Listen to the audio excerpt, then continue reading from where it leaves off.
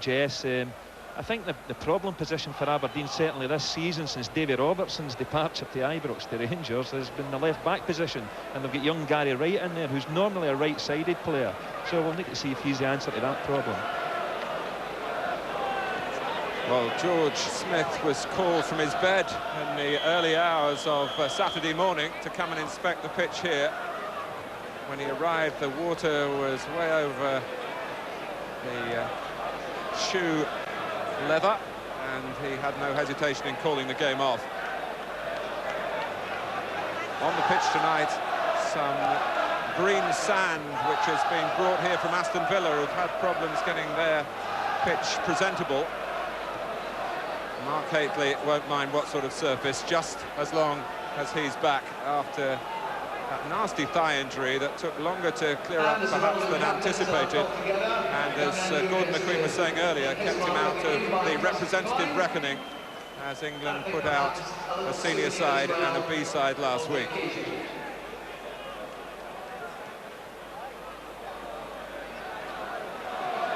Well, we await the arrival of Willie Miller in the Aberdeen dugout. He was a hard man on the field, Gordon. Will he be a tough manager? Well, you never can tell, because obviously being a great player doesn't necessarily mean you become a great manager, but certainly Willie Miller was certainly a determined player, and I'm sure he'll bring that into management, and I would expect him to have a success with Aberdeen. Well, there's so many cup ties on view at the moment. We ought to remind you that tonight it's for league points in the Premier Division. And if Rangers were to win here, they would go 6 points clear of Hearts at the top. And by a quirk of fate, Hearts play Celtic on Saturday, and a Celtic win, if Rangers win tonight, could actually give their old rivals a really firm grip on the closing stages of the season. Here's Hateley. McCoist. Played back by McKimmie. Theo Snelders in the Aberdeen goal. Gary Smith in the centre of defence. Alec McLeish is still out injured. How Willie Miller, I'm sure, would have loved to have been able to field his old defensive partner. But I was speaking to Alec a little while ago. He believes he'll be out for another month or so with a foot problem. Brian Irvine. The chasing from Booth. Aberdeen have actually switched the back four round a little bit. As I mentioned pre-match there, Gary Smith normally plays in the right-sided role of the centre-half or at right-back. In actual fact, the young Stephen Wright over at the left-back position, and Gary Smith in the centre of defence. And Stephen Wright intercepting there, crucially for Aberdeen. This young man was in the Scotland squad last week, but he had to pull out at the last minute of the place on the bench because of an injury. Booth stopped on the edge of the area. Jim Bett. How the pitch will play is an important factor,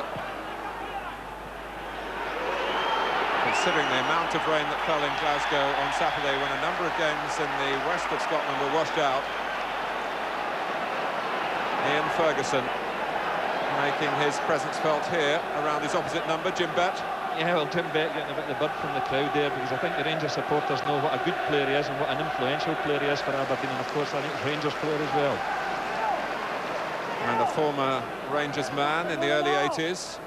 Some speculation a year or so ago that he might be coming back here again for a second spell. So, Willie Miller settles into his seat and a new career in management. McKimmie into the feet of Jess. Booth, they're very nippy up front, and Jess has the shot beaten away, put back by Paul Kane, but off target. Well, there's the first sign of this almost precocious talent that Jess has. Yeah, that was a lovely little turn here, and really thunders this one against the... Yes, it's blocked away by Andy Gorham in actual fact. It's an early indication of Aberdeen's ambitions to come here and win this game tonight. Well, only the particularly partisan old firm clashes between Rangers and Celtic have carried more weight than Aberdeen's games at Ibrox over the last 10 years or so. This fixture really has produced a catalogue of top-class contests, and the early signs are very promising again. It's Stevens. Maybe with Haitley in mind, but he couldn't pick him out. Houstra trying to keep the ball. And Robertson too for Rangers. Here's John Brown. Tenkat blocked it, Bet playing on the retreat, but doing it surely and very much his trademark down the years.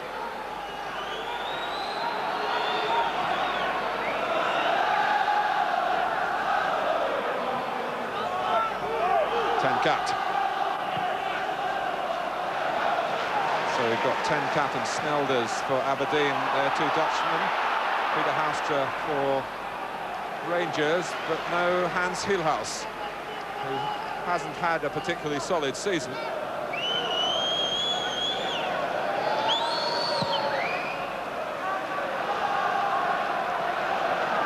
Brown's header.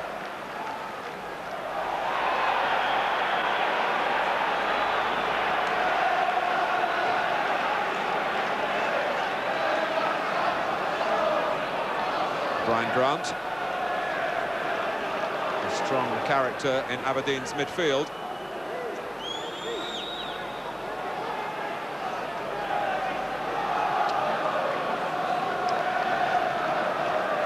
Brown takes the free kick. Met well by Irvine. Brown tries again. Here's Gordon. Ferguson making a terrific run infield of him, taking defenders with him. Houstra, but dispossessed by Grant. Here's McKimmie, who played for Scotland last week. Pulled in when Paul McStay dropped out with injury against Northern Ireland. Kane, nicely taken by Jess. Jess and Booth have had an understanding built at youth level. And one always felt, Gordon, over the last couple of years, that they would become the first-choice pairing on a regular basis here. Yeah, well, he is a player that's come on leaps and bounds. There's a lovely through ball there from Paul Kane, and his control was really delightful. Right, Tenkat. So far, the pitch is playing very well. Tenkat trying to use it to his advantage. This is Kane. That's a foul by Spatman. With 6 minutes gone, Rangers against Aberdeen. You're seeing it live here on Sky Sports for Premier League points in Scotland, rearranged from Saturday.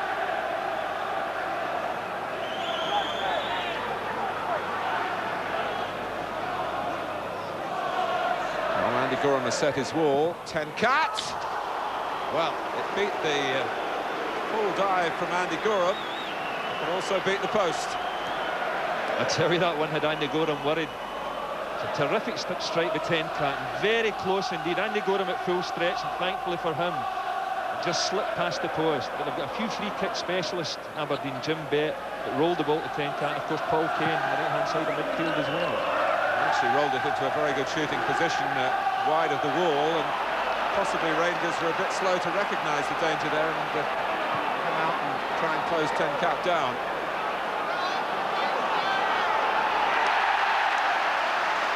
Haitley, who is a very popular character here now, and was in a particularly good vein of form when he collected the injury. George Smith, the referee, just checking on the condition of Brian Irvine, who'd gone down with an injury, but like the resolute character he is, he's picked himself up without any treatment, got back in position. Gary Smith alongside him, cleared. Here's Brown. Ferguson. Haitley waiting at the far post as Gordon's cross only strikes Smith.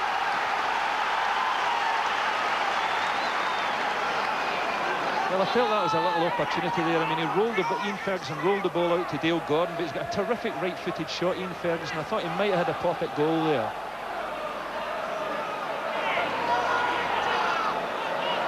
Goff has joined the attacking forces at the corner. Watched by Irvine.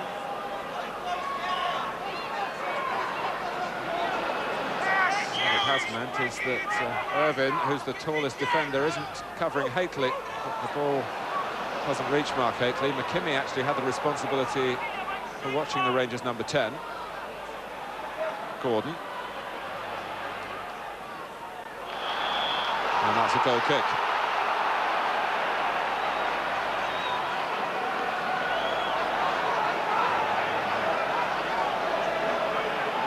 There are plans here to do a spot of mid-season reseeding on the Ibrox pitch after next Saturday's game, providing Rangers don't have a cup replay. There would be 3 clear weeks without a major match in the stadium, and they're very concerned, Rangers, understandably, to have a playing surface in keeping with the quality of everything else at Ibrox. Here's Jess. He's got plenty of quality of his own. Robertson rather, with Houstra ahead of him down the line. Irvine's header. David Robertson, of course, a former Aberdeen player, was signed last summer. And he has now become an international for Scotland. Only 23, born in Aberdeen and educated in the game by Aberdeen FC. Goff. It's gone all the way through. Well, it's been a reasonably promising start for Willie Miller, because Aberdeen have looked dangerous a couple of times on the attack, whereas I know it's only early in the game so far, but Rangers haven't. But Aberdeen do have a very good record here. And, of course, they have been an outstanding club side through the 80s. With Alec Ferguson, then Ian Porterfield, and then the recently departed Alex Smith. Creating sides capable of winning trophies. Down goes McCoist. Rangers take the free kick quickly. Smith wants to let it run. McCoist wasn't having any of that and has forced the corner. It's always a dangerous thing to do that when you've got a determined character like Ali McCoist breathing down your neck. Try and let the ball roll out for a goal kick. Ali McCoist well aware that he needs 1 goal for his 200 in his league career. Most of them with Rangers. Gordon's corner, solidly away by Grant. Everybody apart from Gorham in the Aberdeen half. Stevens for Spackman. Aberdeen holding their line, but they haven't picked up Gordon. And in the end, they were rather fortunate that that rolled comfortably as Gordon tried to cross it. And the pace was taken off it. Snelders was not troubled. There's a nice little ball that David Robertson slipped into Dale Gordon, just turned on it, but fortunately for Aberdeen, there were enough players behind the ball, and it was a poor cross straight into Theo Snelders' hands.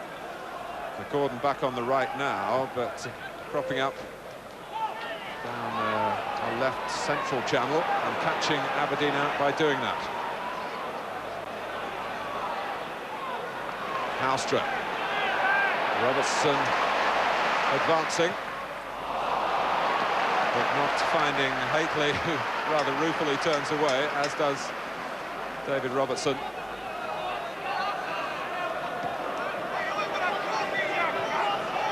Well, Rangers' recent record shows that they're almost irresistible. The last 12 league games, 11 wins and a draw. Last 14 in League and Cup, 13 wins and a draw. Superb statistics that really show their supremacy. But Aberdeen,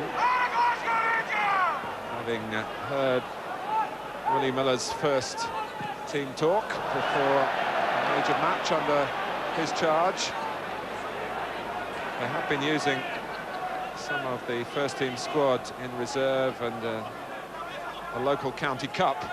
Not that he doesn't know everything there is to know about them after his long service at the club. He was a coach, of course, before he succeeded Alex Smith.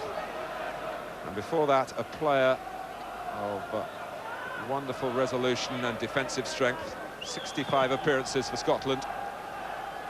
And some 800+ competitive games for Aberdeen. Born in Glasgow, though. 10 cut. Off hard and fairly on Jess. Bet got the ball back quickly enough for Aberdeen. Aberdeen haven't played since the 8th of February, 17 days, due to their being knocked out of the Scottish Cup by Rangers at Pittodrie, and due to last Saturday's postponement. 10 cut. Here's Jess, coming from behind is McKimmie. Well, it was a fine position for a cross, and I must say, one expected Stuart McKimmie to do better then. Yes, he got forward well. I think this has happened at both ends of the pitches now. They've got into good attacking situations, but the quality of the crossing so far has been rather poor.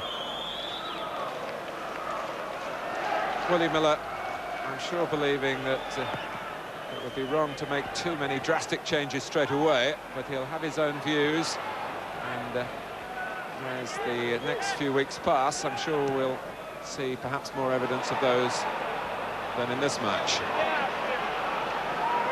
Wright getting there before Gordon. This is Robertson. Stephen Wright there again. Nicely down by Booth. Well, it was a fine idea. Jess went for the return. Was possibly a little disappointed it didn't come his way, but Teo Ten-Kat was lurking on the left. Booth couldn't quite find the right pass to him. Yeah, I think Booth was looking for a little 1-2 with his striking partner there, but he tried to switch play a little bit over to Ten-Kat, but Gary Stevens cut it out. Good positioning with the defender. Irvin taking a ride on the back of Haitley with 15 minutes gone. And the Rangers trying to catch Aberdeen on the wrong foot with a free kick before the referee was ready. Maybe now something a little more direct. Teo Snelders in the Aberdeen goal has been a superb successor to Jim Leighton.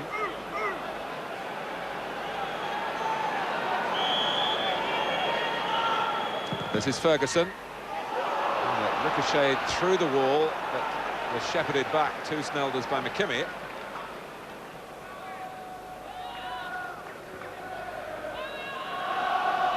He's such an imposing goalkeeper, Pierce Snelders. When you see somebody trying to take a free kick from 30 yards against him, you think, well, no chance. Brown's header. McKimmie. Now Grant. Kane, one of the quartet in midfield for Aberdeen. Jim Bett hoping to pull the strings in that department. Ten-Kat on the left. Wright's gone outside him. Here's Grant.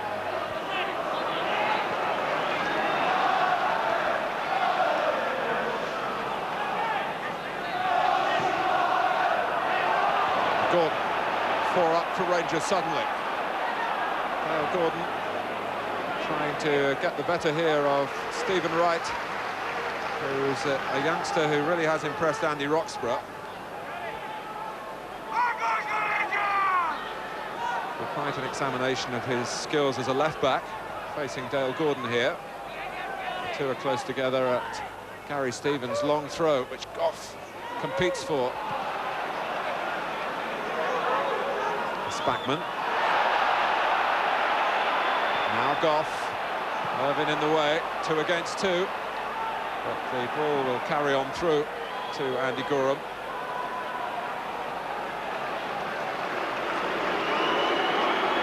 Robertson.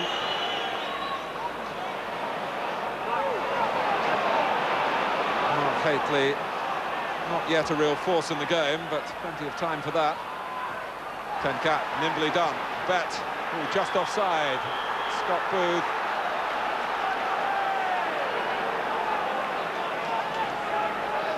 Well, Willie Miller pledged that Aberdeen would come here and attack Certainly they'll be happy to do that on the break if they can draw Rangers forward.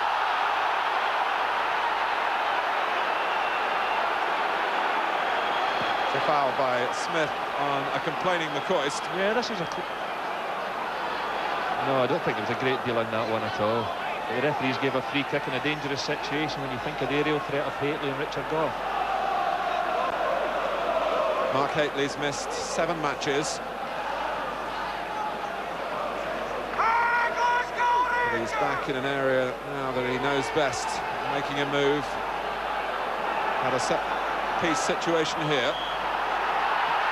Taken by Gordon. And it was John Brown whose presence unsettled Aberdeen. He's a very determined character, and that quality was reflected in his movement towards the free kick then. He repositions on the edge of the area and gets to it as well. But, that was the main achievement.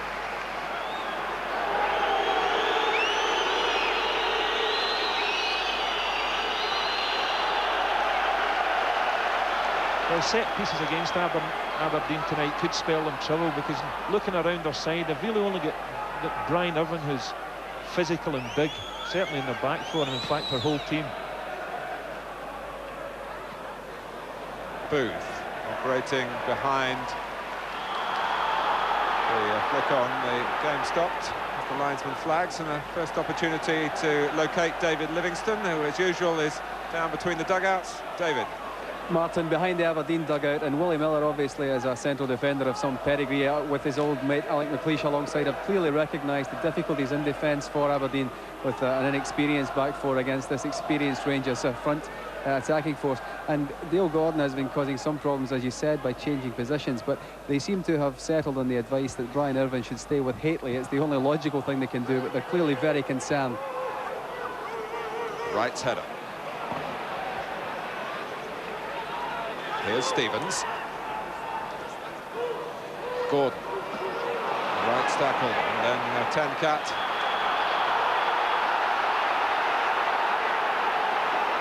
Well, the crowd, the Rangers support, not too happy with the way Ten-Cat went down here, as if he said, well, I felt that, I'll make sure the referee doesn't miss the push.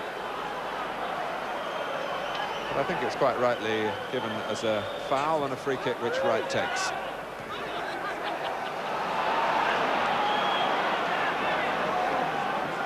Aberdeen have gone 5 games without a win, but you can use statistics whichever way you like. The last 3 away games, they scored 9 goals. It's been a run of disappointments up in the northeast that really led in the end to a change of management. Well, Rangers taking a little chance there again, pushing out, but in actual fact Davy Robertson stayed behind a little bit there, and Richard Gough was none too happy with him.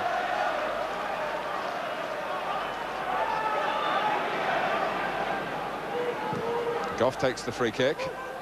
Hateley angles it on. McCoist reacting to it. And the referee reacting to a dive from McCoist.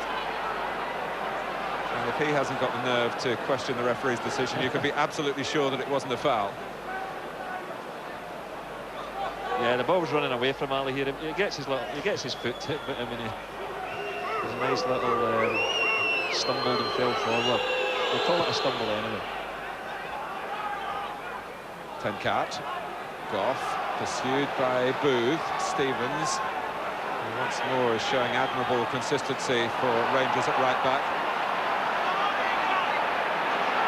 Grant, helped out by Kane, who's come back to Scotland this season from Oldham, a short spell in England. Smith. Wright launching it into the space behind Gary Stevens. And John Brown came in pretty abruptly on Booth in the first place. The decision is a corner. It could easily have been a free kick.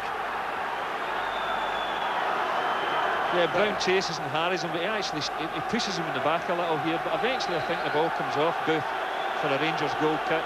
It's a corner kick nevertheless. a compromise decision, really. I don't think John Brown could have complained if a free kick had been given against him. So back to take it.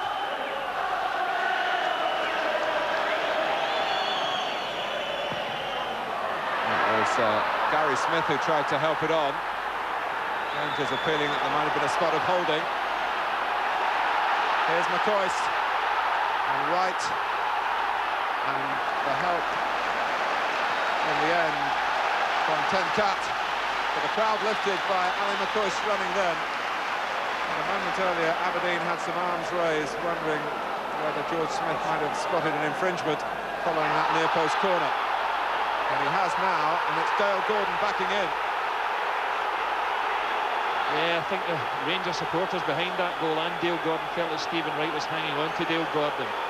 But George Smith gave the decision out of the way, seeing Dale Gordon was backing into Stephen Wright. I think a bit of both. Apart from the architectural beauty of this ground, where Dale Gordon is feeling very much at home, although he wasn't... yeah, just a little bit of pushing and jostling here, and who's holding who here, I'm not quite sure. What I was going to say about the ground is the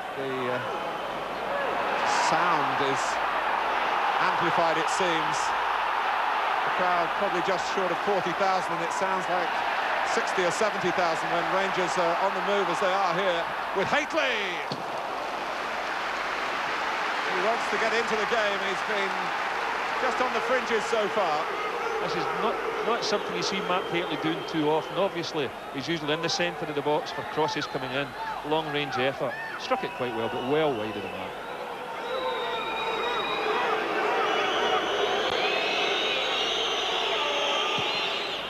"20 minutes to go to half-time. So given Aberdeen's recent upheavals, given that there is an air of inexperience, particularly about the left side of their defence, with the left central defender Gary Smith and Stephen Wright, but they have got very lively attackers in Booth and Jess. Well, that was a situation I mentioned earlier about the Rangers back four trying to play square and push out. They could get caught if they continue to play that ploy tonight, and nearly get caught there. It's a wasted cross by Tenkat, steered away by Spackman. Haitley was waiting, Wright wasn't. Tenkat has another chance. They're not the tallest, the two in the middle. That was a sensible ball in the circumstances. Grant trying to play it into Jess's feet, and they're in behind him now, Hallström. Letting McCoist run. Might have fallen a little more fortunately for Ali McCoist then. It was a rather speculative ball from Hallström.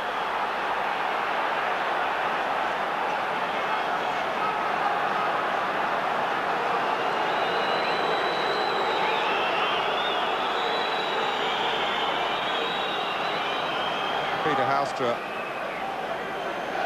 who's back in the side tonight in place of, let's say, Mikhailichenko.